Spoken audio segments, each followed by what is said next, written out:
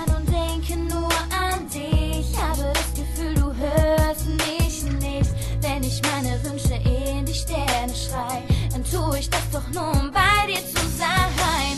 Jede Sekunde will ich nur mit dir verbringen. Du gibst meinem Leben wieder einen Sinn.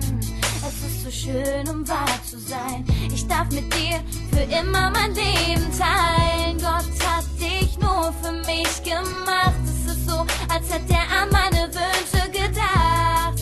Und jetzt sag ich's dir, vergiss es nicht, versprich es mir. Ich liebe dich so sehr, wie es nur möglich ist. Es gibt kein Wort, mit dem dies so beschreiben ist. Ich liebe dich so sehr, es wird nie mehr aufhören. Ich weiß, du liebst mich auch.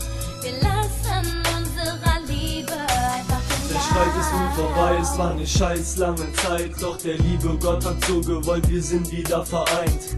Als wir uns küssten, kam ich mir vor wie auf Wolke 7. Ich guck dich an, du bist so wunderschön, echt zum Verlieben. Du nimmst mir meine Sorgen, du nimmst mir meinen Schmerz. Du weißt, dass ich dich liebe, ich schenk dir mein Goldherz. Ich hab dich in mein Herz geschlossen, werd nie aufhören, dich zu lieben. Doch mir fehlen jetzt die Worte, Kira, sag es ihnen.